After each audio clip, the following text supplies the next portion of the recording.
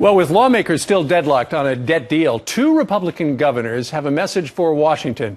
Don't raise the debt ceiling until you balance the budget. South Carolina Governor Nikki Haley has teamed up with Texas Governor Rick Perry to make sure that Washington is listening. And Governor Haley joins us from Columbia, South Carolina. Good morning to you, Governor. Good morning. So you and Governor Perry are now pen pals with America, writing in the newspapers? You know, what you're seeing is there's great governors across the country that are having to balance their budgets. They're having to cut spending. They're having to cap spending. And what they're saying is, look, if we're doing this in the states, we want you to do this in D.C. What Governor Perry and I are trying to do is say the only way we're going to get Washington in line is if we start to balance our budget. Right. And they're going to need the state support to do that through the constitutional amendment. We want them to know that we've got governors lining up to make sure and support them in that process. And in fact, the idea that later this week, the Republicans in the House are going forward with cut, cap, and balance. You love that because you think America should have a balanced budget amendment to the Constitution.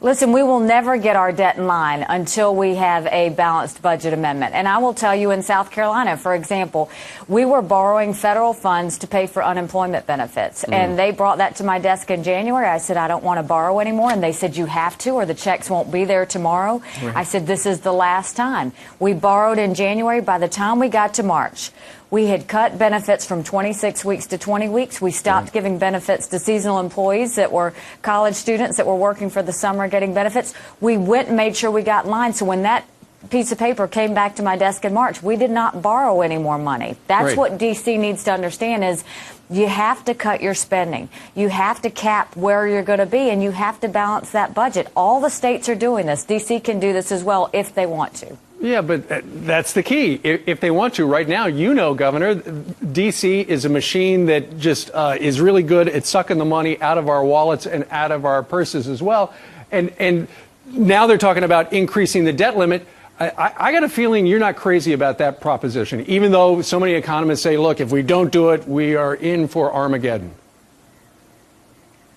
Look, the one thing I know is that both parties have made mistakes. This is not about Republican or Democrat. This is the fact that we have got to get a hold of our budget. We have got to understand the value of a dollar. And I will tell you that the one thing that D.C. does respond to is re-election. And I think that the people need to let them know they're watching. Both parties need to realize that we expect results. We don't expect any more talking. None of us has the patience for it anymore. If we are leading as governors in our states and we're getting this done, they should be getting that done too. I'd love to see them do what I did in South Carolina, which is have every legislator have to vote on every section of the budget so that you can actually see their spending habits. That's a great idea. That would be terrific if it were in Washington as well.